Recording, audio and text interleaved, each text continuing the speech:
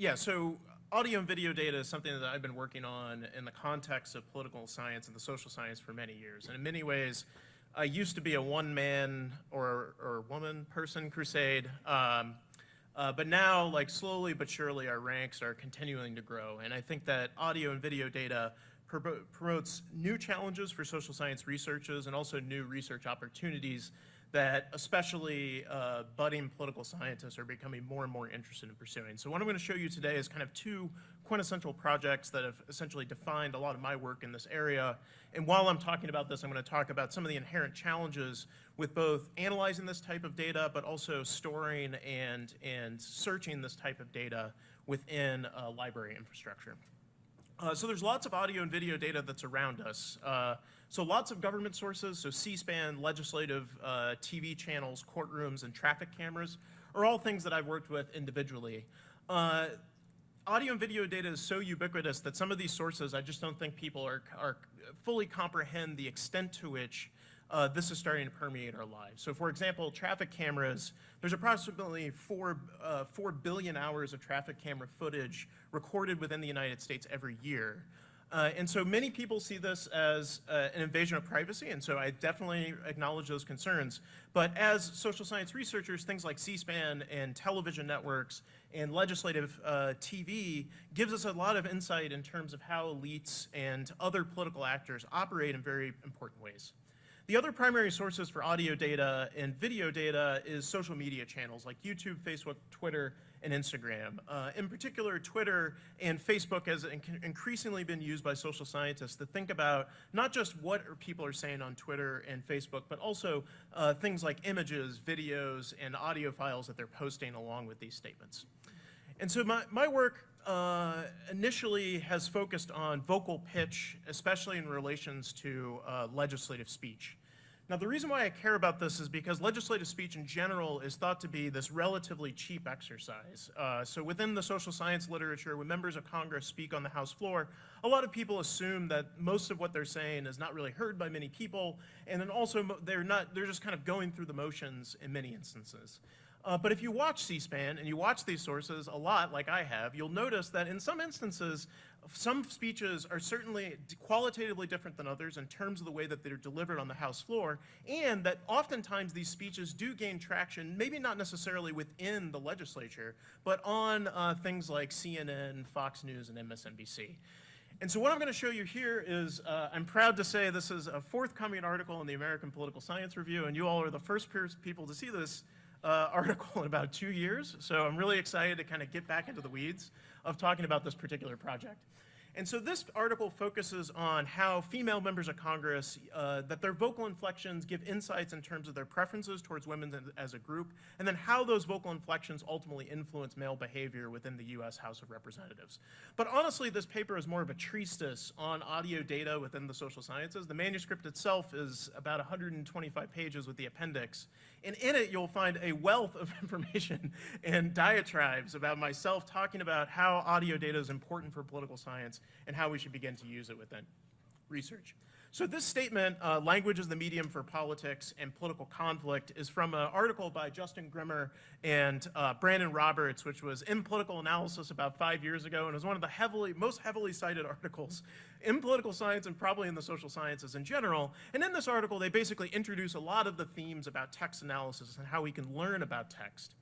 But things like candidate debates, Supreme Court justices, representatives delivering speeches are all part of the political landscape. But my argument is that speech gags also include paralinguistic features which cannot be captured using words alone. So things like gestures, facial expressions, and vocal inflections are all part of legislative speech acts and speech acts in general. And we need to start thinking about ways to capture these dynamics to not only understand legislative speech more broadly, but also to understand the political importance of these things in and of themselves. So this idea that vocal inflections, gestures, and facial expressions can carry broader implications, not just on the House floor, but in other environments, is another key component of my work. So to demonstrate this, I'm going to do this video. Sorry, this is not the smoothest transition, but I will talk to you a little bit about what the difference is. So, I offer you Rosa DeLauro, a Democrat from Connecticut. Gentlelady from Connecticut is recognized for 2 minutes. What the repeal of health care would mean for them. Stacy Ritter of Lancaster, Pennsylvania told us how her 11-year-old daughters, twin daughters, were both diagnosed with leukemia at age 4. She explained how the Affordable Care Act finally ensured her daughters could get coverage and the care that they need. Claudette Theriot of Sabattis, Maine told us how health care reform had given her access to critical preventive care, the type of care that saves money and saves lives. Ed Burke of Palm Harbor, Florida, told us how the prohibition on lifetime caps had brought security and peace of mind after years of living with hemophilia. We hear stories like this every day in my district and all across America. Yesterday, a report found that up to 129 million Americans under age 65 have pre-existing conditions and could lose their coverage if reform is repealed. I understand their fears. I too have a pre-existing condition. I am an ovarian cancer survivor. The Center for American Progress reports that repeal would add almost $2,000 a year to family insurance premiums, destroy up to $400,000. So hopefully you get the idea. So think about this speech in comparison to this speech by Danny Davis. Sorry, it's a much shorter clip, and there's reasons for that, but this will give you a sense of the types of things that I'm interested in. Further, it is important that we work to increase the participation of minority groups and women who are seriously underrepresented in STEM fields. So let me get back to the presentation here from current slide. All right, so I'm good with the videos. All right, so yes, so it's obvious that those are two qualitatively different speeches, not just in terms of the topics, but also in terms of the way the speeches are delivered. So in terms of vocal pitch, which I'll describe here in a second, this speech by Rosa DeLauro was delivered at 1.5 standard deviations above her baseline vocal pitch. So it's suggesting that she's using the measure that we talk about in this study, that she's more emotionally invested, emotionally activated within the speech. Whereas the Danny Davis speech is a 1.25 standard deviations approximately below his baseline. So in that speech, he's deactivated when speaking about minorities in respect to stem cell education. So the other thing that's important to think about in these videos is they'll talk a lot about vocal pitch as being measures of intensity. But this is what we're talking about in terms of intense speech. So every time I say intensity, you shouldn't think people yelling and screaming on the House floor. That's not what we're measuring. What we're measuring is people who are engaged and invested in the words that they're uttering on the congressional floor versus when they're not. So the question is, why don't we just use text data in order to capture this, which is a completely valid point to raise against this particular research agenda. So this is the Congressional Record from the speech by Rosa DeLauro. So there are two things that I want to note, and obviously you're not going to be able to read all of this text. So the first is that I've only highlighted the word, a reference to women once, in terms of the dictionary term women, or woman, or girl, et cetera, et cetera, et cetera. The reason why that's relevant is that in political science, most of the literature that talks about descriptive representation on the House floor in relation to floor speeches mostly just use word counts such as this to say that female members of Congress tend to speak about women more often. So this would give you a false positive in terms of descriptive representation because it would suggest that this is not really a speech about women. Instead, it's a speech about healthcare, et cetera, et cetera, et cetera. But if you look at the tone of the speech, it's clear that this is something that she's passionate about and that she's speaking in the context of women. So this clip, unfortunately, I don't have available. But in this clip, it's very similar to the one that I just showed you about Danny Davis, in the sense that in this instance, she is essentially not necessarily monotonic, but certainly less invested in the speech that she is giving. And in this speech, women is mentioned 9 times in this context. So in terms of traditional measures that we use in political science, you would assume that this is a more descriptive, or this speech is more about representing women's interests than the previous one. Whereas if you look at the nonverbal characteristics, you get a much different picture about what the speech means to these individual representatives. So now let me talk about vocal pitch in general. And so here's a general representation of what the fundamental frequency is about. I'm not going to walk through this equation except to note that there are 3 components that influence vocal pitch, and I'll talk about each of these using this guitar. So the three components that influence vocal pitch are the length of the vocal cords, the density of the vocal cords, and the degree of longitudinal stress. So that means that if you have a guitar that has a really long neck and really long strings, that those will typically produce vocal pitch frequencies that are at a pitch that is lower in frequency than a guitar that typically has shorter strings. Similarly, the density of the sixth string in a guitar is thicker than the first string in the guitar, and thus when you play one of those, the sixth string versus the first string, you tend to get a lower pitch. Similarly, if you were to tighten the strings of a guitar, you can change the pitch, and as you tighten it, the pitch and the frequency goes up.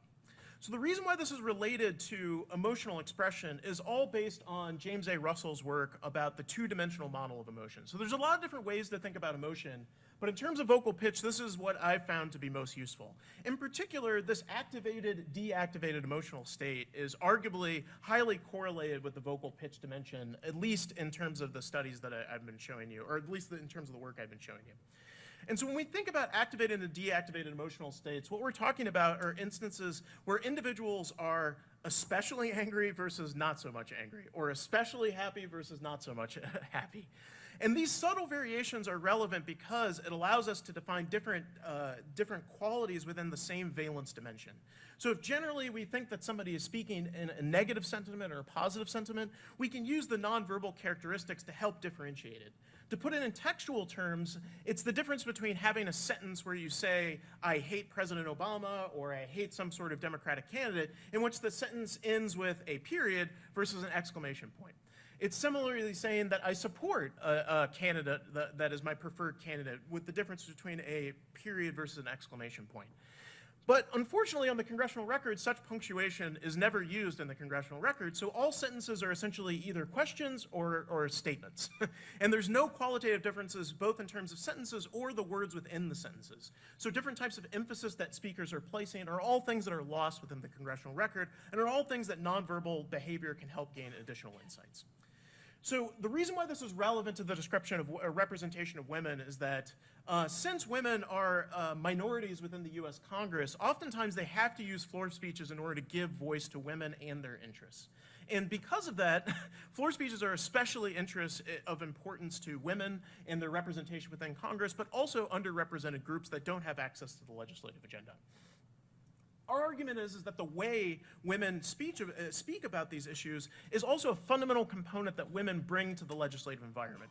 Men talk about women, some men talk about women a lot within the US House of Representatives and the US Congress, but if you consistently watch female speeches on Congress, they use a different type of inflection which would suggest an emotional commitment to women as a group, at least relative to male members of Congress, or at least some male members of Congress.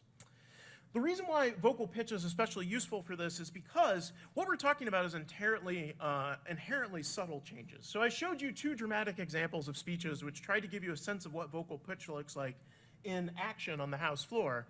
But I don't know necessarily you should try this, but just imagine going to your house and saying, you know what I'm going to do today? I'm going to speak one standard deviation above my baseline. It's actually incredibly difficult to pinpoint that type of emotional activation, and it's also incredibly difficult to do strategic displays of emotion. So here, undoubtedly this exists on the House floor in some capacity because members of Congress are skilled politicians. But just think about the difference in terms of range as an actor of Keanu Reeves versus somebody like Jack Nicholson. So you watch these two actors, and it's clear. You watch Keanu Reeves deliver certain statements, and you feel as though he doesn't have a genuine emotional expression versus other actors. And this is somebody who's getting paid millions and millions of dollars to do this. And so this idea that members of Congress are somehow tricking everybody in very precise ways is something that we fight against a lot in the context of the paper. Now, obviously, again, it might happen to some extent, but we generally think that what we're capturing is an inherently honest indicator of the speaker's emotional disposition towards the topic they're discussing. So our main hypothesis is just female members of Congress will speak with an elevated vocal pitch when talking about women as a group as compared to their vocal pitch on other issues, as well as men's vocal pitch when referencing women. So our data set was collected from House Live, which is a fantastic resource that is provided by the U.S. House of Representatives. It starts in 2009 and goes to present. The data set that we collected goes from 2009 to 2014. In total, we captured 6,432 hours of audio from 863 congressional debates.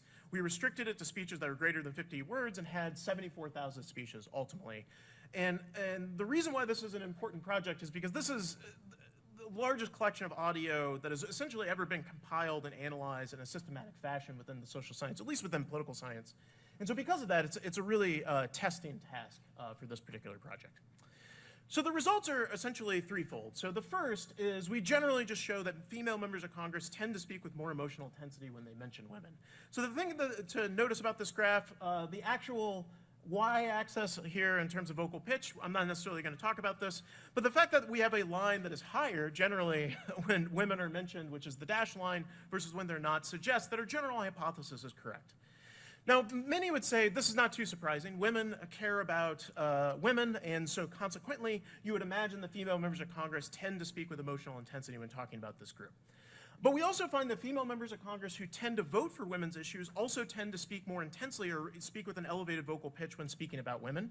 And we also find that Democrats and Republicans would speak with more intensity when they speak about issues that are traditionally associated with their political parties. So when Republicans talk about taxes, they get really emotionally activated. When Democrats talk about the environment, they get really emotionally activated. And so what we're talking about here is not just a pattern that is specific to the description, the representation of women, but also just a general pattern that we see within the House floor.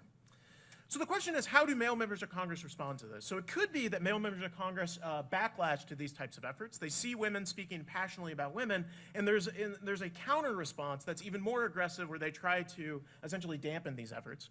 Or you can imagine instances where women serve as essentially a rallying cry for women and women's issues, and that the inflections that they're using within their speeches signals to male members of Congress that this is an especially important issue to women, not just an issue that we are simply mentioning on the House floor, but an issue that requires their immediate attention. So ultimately we find evidence more of the latter, and we do so in a couple of ways. So first we find that male members of Congress are more likely to mention women when large numbers of women turn out on the House floor, speak about women, and do so at an elevated vocal pitch or with more emotional intensity. And so this is showing you that the dark line here is high intensity, the dash is low intensity, and the x-axis is simply a large number of speeches. And so our argument is, in terms of the way that floor speeches can potentially start moving the needle or dial a little bit on the House floor, is these collective speaking efforts, which you often see within the U.S. House of Representatives. So in a companion piece that we're working on, we have a good example of this in terms of breast cancer awareness, where 10 female members of Congress turned out to the House floor, all gave passionate speeches about breast cancer awareness, and then consequently, male members of Congress that day not only mentioned breast cancer awareness, but also did things like talked about their grandmothers, their daughters, their sisters, their wives. They talked with more emotional intensity about all of those personal narratives. And this is something that none of those male members of Congress did prior to that moment within the legislative record. And so that's the type of behavioral changes that we think can be effective when these types of efforts happen. The second thing that we show is that it's not just that male members of Congress mention women more often, but they actually mention them with more emotional intensity. So they actually raise their vocal pitch when referencing women, which gets to this idea that it's not just a token gesture that male members of Congress are responding to these collective speaking efforts, but it's actually a genuine response that indicates that these collective speaking efforts are having some sort of effect on male behavior. Now, as a good political scientist, I would challenge this, would say, unless I show that this predicts voting, I don't care. So unless I show that this predicts some sort of policy outcomes, who cares whether or not we're generating different changes in speaking behaviors for male members of Congress? But that's ultimately what we find. So when collective speaking efforts happen, meaning when a large number of female members of Congress turn to the House floor talking about women at a heightened vocal pitch, male members of Congress are also more likely to vote with those women on the same legislative day. And so all of this collectively suggests that floor speeches can theoretically have important implications potentially for male behavior, but also it just demonstrates that audio data provides a very unique way to think about legislative speech in a variety of different settings, and it gives a sense of how gender dynamics exist within the House floor. So if you would permit me, hopefully I have enough time. Yes, I think I do. If you permit me, I'm going to radically change courses. So here I've been talking exclusively about how we can think about using audio data in the context of social science problems. And now I'm going to talk about the different ways to think about using video data. So videos are even more complex than audio signals, and there's a lot of different ways that we can think about videos and video data. So the primary research interest that I have in terms of video data is what I like to call these ant farm shots. And this is something that I became fascinated with when I was at the University of Illinois, because we had this thing called the campus cam, or sorry, the quad cam. And so you could watch this quad cam and watch all these little U of I students mingling in these really complex social scenes. And I became fascinated with this idea that you have this rich tapestry of social interactions that we can think about and theorize about in terms of social science research questions and how that tapestry can change over time in responses to different environments. So the manifestation of this was done with some help at the folks from C-SPAN, where essentially I collected a large number of videos on C-SPAN of these types of social interactions. I'll show you an example of this here in a second. And I thought about how does bipartisanship and partisanship in a polarized legislative environment reflect within these complex social scenes. So generally speaking, MCs have increasingly fewer opportunities to informally mingle with one another at work. One of the opportunities that they do have is after floor votes. So if you ever watch C-SPAN, they have this large overhead shot, and sometimes they have this close-up shot of individuals milling around after these floor votes. And these are important because there's these informal discussions that happen after votes without the presence of staff. So Watercooler Conversations is what they're talked about in political science and the social science as well as psychology. And these have been shown to have an important moderating effect because at work, you typically associate with people that you wouldn't associate within your home environment. So when you have these water cooler conversations about Game of Thrones or whatever the case may be, you get to understand people with different perspectives, and then consequently, it has this moderating effect within your opinion. So the Congressional Workplaces is odd because cross-cutting interactions are not only deterred on the Congressional workspace politically, but there are also physical barriers that prevent this from happening. Most notably, the seating chart within the U.S. House of Representatives, when Democrats and Republicans are seated on the opposite sides of the aisle. This is not the only instance where they're seated on the opposite sides of the aisle. Also happens during congressional committees where they sit on opposite sides of the table. And there's political ramifications or political barriers as well to prevent Republicans and Democrats from speaking to one another after floor votes or after these particular interactions. So my argument is that when we see this pattern of behavior where Democrats and Republicans are refusing to speak to one another after floor votes, then it likely signals that the parties are at some sort of impasse, which means that we can predict future less bipartisan cooperation or future polarized behavior on the same legislative day using this type of approach. So this is an example of the type of shot that I was particularly interested in. And I think, oh, right. So this is the type of, an example of the type of shot that I'm particularly interested in. And this kind of underlines, this project underlines one of the fundamental problems with working with audio and video data, is that it's inherently unsearchable. And it's unsearchable in the sense that if you have raw audio and video files, it's very difficult to find a particular section of an audio and video file that is of theoretical or research interest. And so this is exactly the problem that that I had with this project with C-SPAN. So C-SPAN was kind enough to give me really, really long floor debates. But what I wanted is that shot, because that was the shot that I wanted to study, and that was the shot that I was most interested in from a theoretical standpoint. And so there was this large algorithm that I had to write to essentially extract these keyframes from much larger files. And I can talk about that in more detail or more broadly in terms of why that's a challenge when working with this particular type of data set. So the hypothesis here is just that videos of social interactions immediately after floor votes will display less motion. When that occurs, that party votes are more likely to occur later that day. So the reason for this is very simple. So Democrats and Republicans sit on opposite sides of the aisle. So that means that in order for bipartisan interactions to happen, they have to physically cross more space in order to speak with one another. So I have an example of an agent-based model where I show this very explicitly, where I create little Democrats and Republicans, and they have these tasks of interacting with members of the opposing party or interacting with each other. And this exact pattern within the video dynamics exists as well. So the idea is that we can use motion detection to try to estimate the probability that bipartisan interactions or Democrats and Republicans are speaking with one another after floor votes. So there's a lot of different ways that I validated this. So one is that I took a whole bunch of C-SPAN videos and had an RIA go through and code whether or not members of Congress were actually walking in the well of the House. Ultimately, I found that in instances where members of Congress were walking in the well of the House, those videos tended to have more motion than in instances where they did not, and that this crossed a wide range of videos that we obtained from C-SPAN. So the data set begins in the 105th Congress and ends in the 112th Congress. So it's about 15 years worth of C-SPAN footage.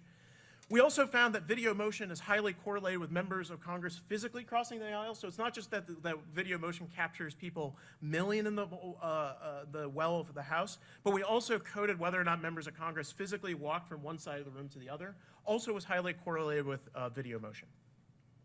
Perhaps most important, video motion is highly correlated with traditional measures of partisanship. So the dashed line is the absolute difference between Democratic and Republican ideology using a traditional measure used in the social sciences called DW nominate scores, which I'm not going to get into. But essentially, this is the typical pattern that we expect to see over time, which is as time has progressed, the ideological differences between Republicans and Democrats have also increased over time. The second is my measure of video motion, which is the standardized structural similarity score. So in this instance, structural similarity is bad for motion because if you have frames that are similar to one another, then that implies that there's less motion happening in the video. So if this is correlated with partisanship or polarized social interactions, then we should also expect this to increase over time, and that's ultimately what we found, or what I found. Is that it's not just that we have these very specific examples of where it's correlated, but it's also correlated with the traditional measure of polarization at 0.79 level.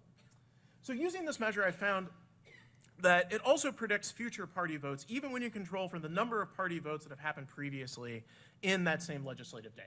So the definition of a party vote is the majority of Democrats, or the majority of one party votes against the majority of the other. The important thing for us is just party votes as a general measure for polarization within the US House of Representatives. And so the measure, the video motion also predicts this.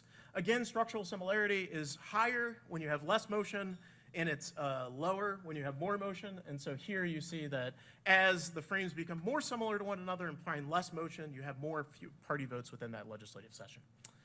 And those effect sizes, I can walk through these, but for the sake of time, I'm going to skip, are relatively large and sizable, and suggest that, in fact, video motion is not only correlated with a polarized legislative environment, but the time series that I showed you earlier suggests that Democrats and Republicans are likely speaking with each other less. And the reason why this is important, both in terms of a substantive story about members of Congress and how they interact with one another, but the other reason why it's important is because it shows how videos can be used to study a variety of political phenomenon, and also shows that there's specific research questions that are unique to videos, which is another important component of this research agenda, that this idea of people moving in space is a theoretically and substantively interesting concept for the social sciences, and it's not really studied a lot in the literature, and that's because people moving in space is really, really hard to do unless we have techniques to analyze large sets of videos, which is precisely what this study is trying to do, at least in the context of C-SPAN and the US House of Representatives. Thanks.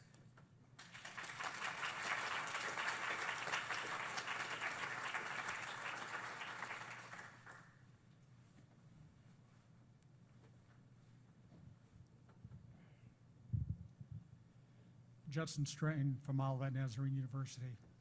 My mother-in-law speaks very quietly and usually gets the most attention in the room. This is not typical, I understand, but in her particular case, it's not the pitch that shows intensity, but I would say pacing that shows intensity, and something about the strength of her personality also. That when you hear her voice, everybody quiets, kind of like those old E.F. Hutton commercials, where everybody kind of stops talking to listen to what she has to say.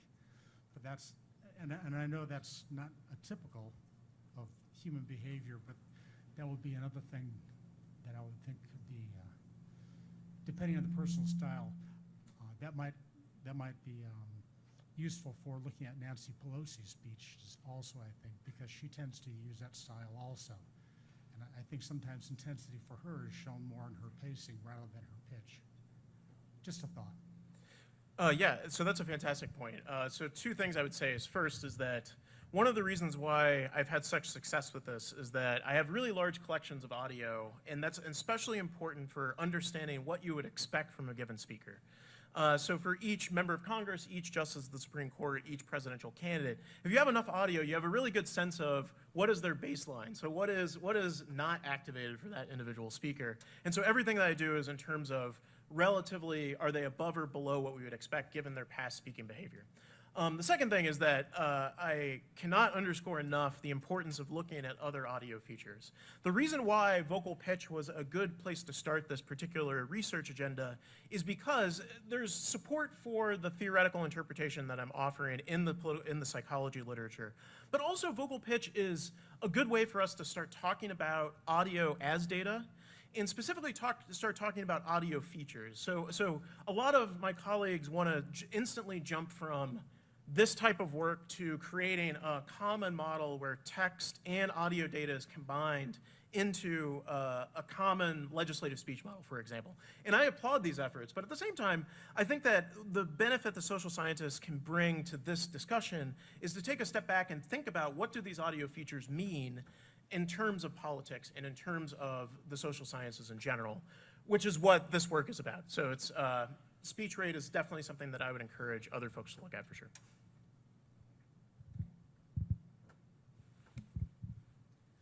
Sarah Pritchard from Northwestern University. It's really a fascinating study. I'm very interested in vocal pitch myself, and I wondered how much you've been able to look at how, in a substantive way, how speech is received.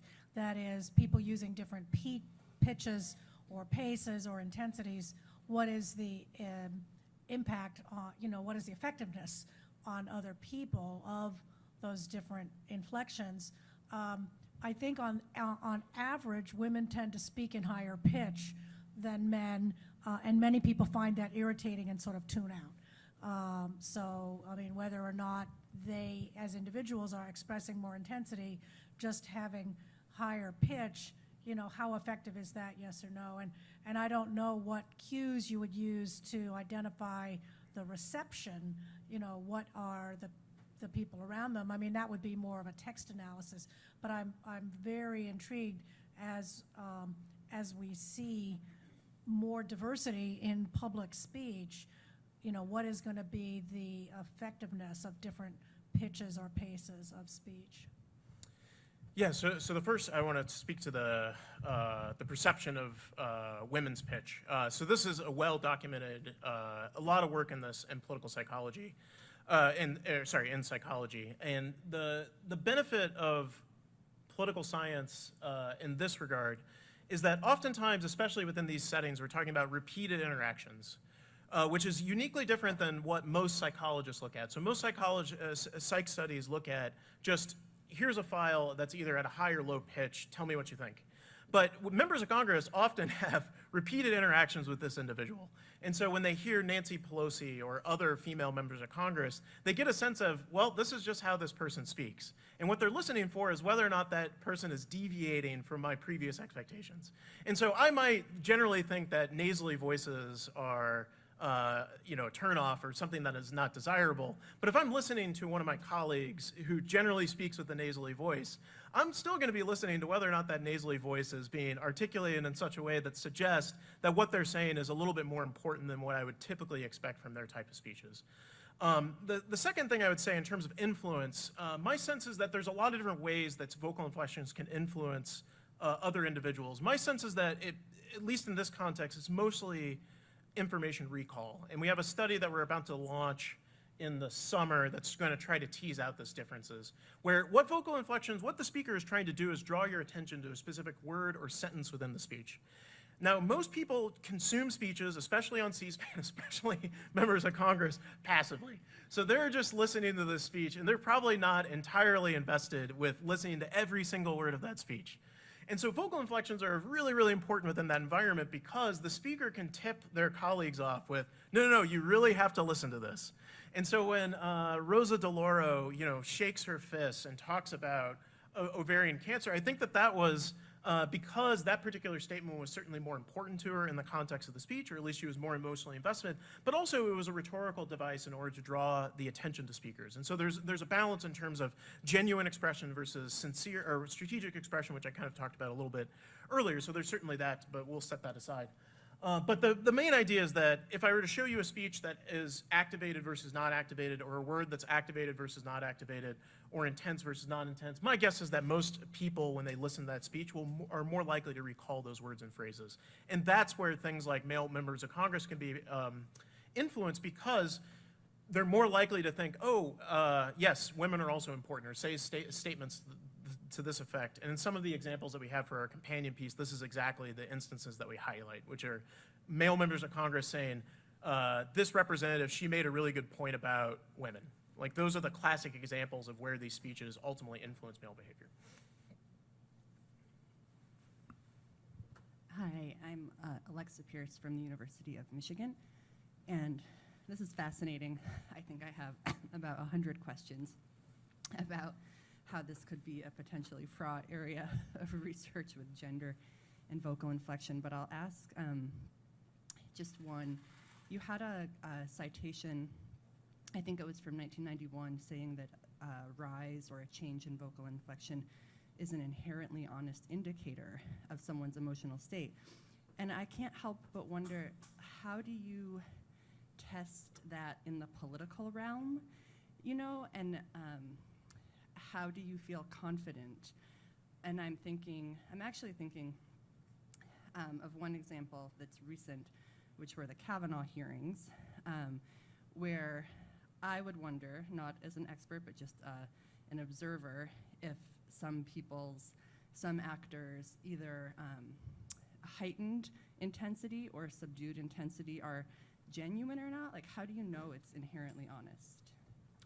So our argument is that these things are really subtle changes. And so the examples that we provide of one standard deviation above or below are pretty subtle differences in the grand scheme of things. Like Danny Davis in that clip, like Danny Davis typically speaks not exactly like that, but in that general ballpark. And so to say one standard deviation below his baseline is actually an audible difference, but not a dramatic difference. And so I think that there's part of it that it's just difficult to think that speakers are manipulating these things. The second thing is that I think that this is a really important area of future research, especially in the context of politics, because there's essentially several things at play. So one is just this general question of what does sincere emotional expression look like versus strategic emotional expression in the context of elites? The second is how do the environments that elites are placed within affect those types of expressions? And so things like a member of Congress appearing on CNN, Fox News, or MSNBC is going to speak about issues in a different way than when they're speaking on the House floor. And that's ultimately going to affect their willingness to, I guess, go off the hinges, for a lack of a better term. And so I think that there's another component that's important for this context. Ultimately, with elites, it's really tough because we don't really know whether or not these are sincere or not sincere, because we can't survey these individuals, et cetera. But what we can do is show repeatedly these instances where, in a variety of different forums, you see this same pattern, which is that intense emotional expressions equal intense preferences for whatever it is that's being expressed. And so I've shown this in presidential debates, oral arguments of the Supreme Court, and floor speeches, both within Congress, but we also have a paper that shows the exact same effect within state legislators. And it could be that all of these elites are just really, really good at this strategic manipulation of their nonverbal behavior, or a more plausible scenario is that elites are invested in some things more than others, and you can tell that they're mailing it in, again, for a lack of a better term, in some of these floor speeches when they're not. And that's ultimately what we're trying to capture using the nonverbal expressions, because there's no transcription within closed captioning or a congressional record that says, member of Congress seems disinterested. You know, like, members of Congress is dialing it down, you know, in parentheticals or something. And so, yeah, so I think that there's a lot of work to be done. Hi, I'm Jeff Koski, Duke University. I want to ask you a question as a researcher. I'm a librarian, you're a researcher, so not about your results, about your data. Right. I'm curious, sort of, you can talk about all of this, but what I'm interested in is community platforms, how we scale things, how data cannot have to be replicated in 1,000 different places. If 1,000 researchers want to use it. So I'm curious how big the data set is, like in petabytes, how easy C-SPAN was to work with, and do you think they'd be open to, I'll just say it because we're here, CRL hosting this data so everybody could use it, just as an example. Yeah, so I'll use the C-SPAN and the Internet Archive as two examples of two different problems. So with the C-SPAN video library, it's a fantastic resource, but it was developed at a time when this type of study was not being done. And these types of studies are becoming more and more frequent. So the architecture that they built at C-SPAN is fantastic, but it's designed for a very specific task that is not necessarily the task that big data researchers are increasingly getting into. And they don't really have the capacity currently to scale this in this way. So this was Alan Clocher is the senior developer of their website. And so he was kind enough for these floor vote videos to essentially queue up, I mean, tens of thousands of these videos using their own internal timestamps into my download folder. And then I wrote my own script to then download it. So that is not a sustainable infrastructure for this type of work. And then it comes back to things like copyrights, which is a nice segue to the Internet Archive, which certainly has a large collection of TV video. But what they're struggling with at the Internet Archive, and I think will generally be a problem with audio, and especially video data moving forward, is storage capacities become incredibly costly as these data sets scale.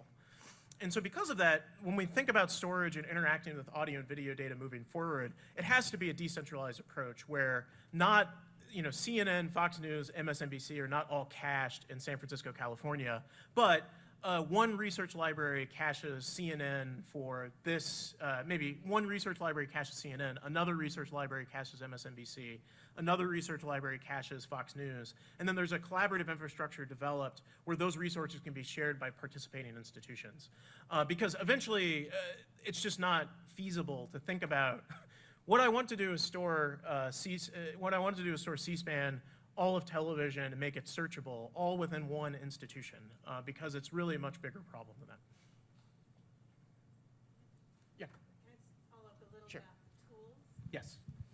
Because you talked how difficult it was to actually zero in and search on what you wanted to, and whether you see the prospects are for refining tools more collaboratively so that you don't have to write, each individual doesn't have to rewrite scripts all the time. Yeah, so a good example of the types of tools that we're thinking of developing are, so the reason why audio and video is inherently unsearchable is because it's difficult to say what I would be searching for within an audio and video file. So one typical application would be, maybe I want to say, does this clip appear in a longer audio file? So I found this clip on Twitter. This clip is, I think, is misinformation, or I think that this clip is somehow biased in a particular direction, and I think that this clip is taken out of context. And so what I want to do is query a station like C-SPAN, or a station like CNN, and say, find the rest of that clip so I can watch the full speech to say whether or not the particular clip is taken out of context. So that tool is in a collaboration with Dan Schultz, who's fantastic, used to be a senior software engineer at the Internet Archive. He now owns his own company, The Bad Idea Factory. And so with him, we kind of collaborated to create something called the ContextuBot, which you can look online. And so the ContextuBot, essentially, you submit a YouTube clip, then it queries the Internet Archive's database, and it tells you where that clip appeared within their data set. And all of that is being done using fingerprinting algorithms that help researchers do that. And then it also has an interactive interface that allows you to see not only the video itself, but also the closed captioning that are associated with that, and also storyboards that are automatically generated from the video that you then use for research purposes. So that architecture in some format is ultimately what we need to get to.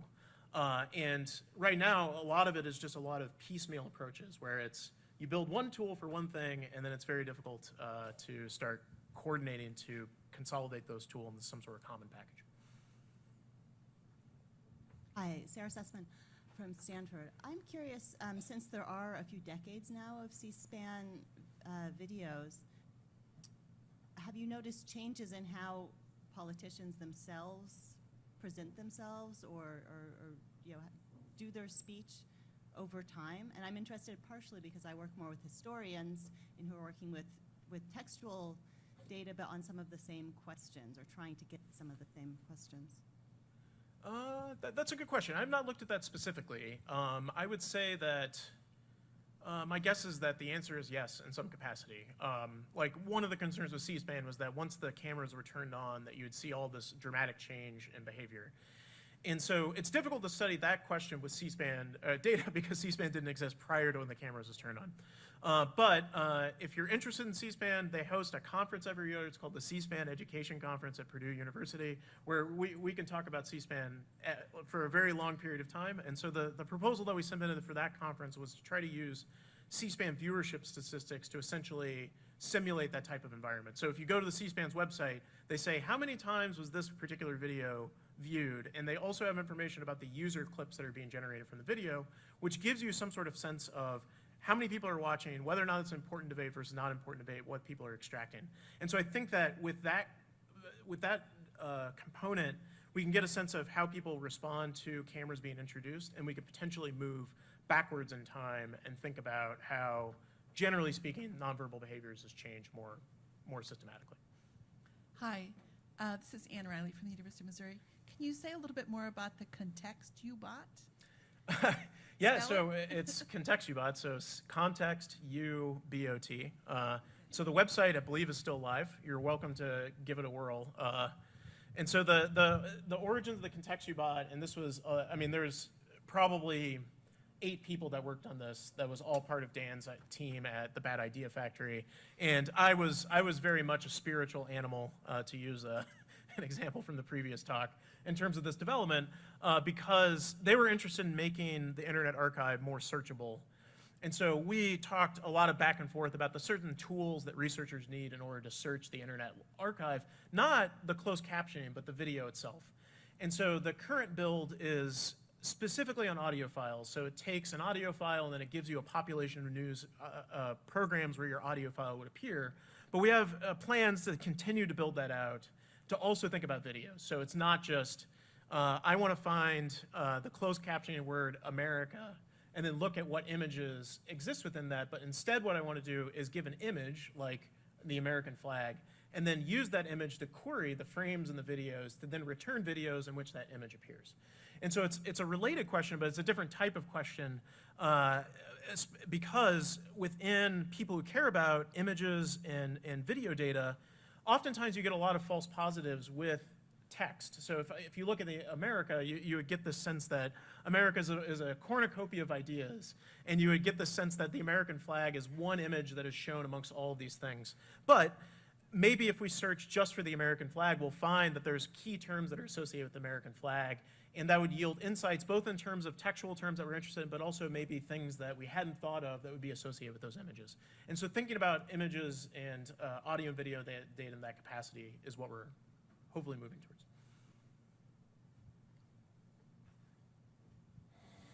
Two questions. One comes from one of the online participants. Oh, and hello. That's the, have you been able to archive the data that you've based your results on and write up code books for it? Second question is, has the Chinese government been in touch? So I do have an interesting story about potential government involvement, but not with this project. And it was not the Chinese government. But I will say that, so I have a project called the Congressional Speech Project. That website is hosted by the University of Iowa's library. We have this fantastic group called The Studio that does like online data interaction tutorials. Not tutorials, but site development. And so I worked with folks at the studio and the rest of the library, and we created an API for the speech data that I've incorporated within the study. So right now we do not have the audio and video yet loaded within the API itself. And the reason for that is because I'm slowly working through this project where we're essentially estimating audio and video features for specific words rather than speeches as a whole. So this was all just speech level data. So we actually are able to estimate what are the audio properties with this particular word. And once we have that, we're going to merge that data into the API that we've already developed. So you can not only get, here's this floor speech, but also here is every word that's within this floor speech, and here's all the audio properties that are associated with those words, which can then create really rich opportunities to think about how vocal inflections vary from word to word. And I also have to pitch Stanford, They have a very, very large collection of congressional speech data that was developed by political scientists, which is great, and revolved a lot of OCRing as I understand it. So certainly check that out as well. I'm not the only game in town, but I do like the API. It's nifty, so check it out.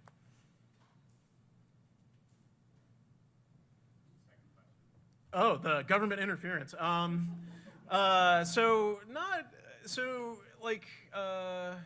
Like the only example that I have that's at all was somewhat awkward was so during the 2014 UK elections, I became really excited about using traffic cameras to estimate turnout. So essentially getting a whole bunch of traffic camera data and then leading up to the 2014 parliamentary election, determine whether or not turnout behavior is changing around specific sites, and then also whether or not there's things like traffic jams, et cetera, which could create this kind of bridge gate hypothesis within the election.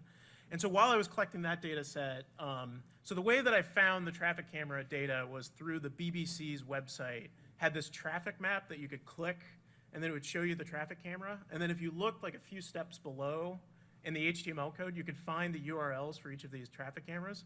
And so I started downloading like systematically 24/7 all of these traffic cameras.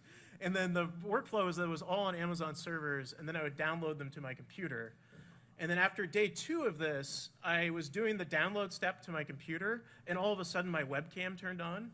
And I got really, really freaked out that I somehow triggered some sort of government intervention. And so I shut the whole, like I turned off my computer for like weeks because I was very concerned that what I was doing was I mean, it probably was illegal, I mean, to be honest, because this is, again, comes down to copyright, privacy, and other issues that I don't think are well discussed in terms of publicly available feeds, like traffic cameras, for example. Like, the city of New York has hundreds of traffic cameras that you can just watch and look at every day. What are the rights of the people that are viewed in those cameras? And that's a really unexplored question because people are not really using that yet for these things, yeah.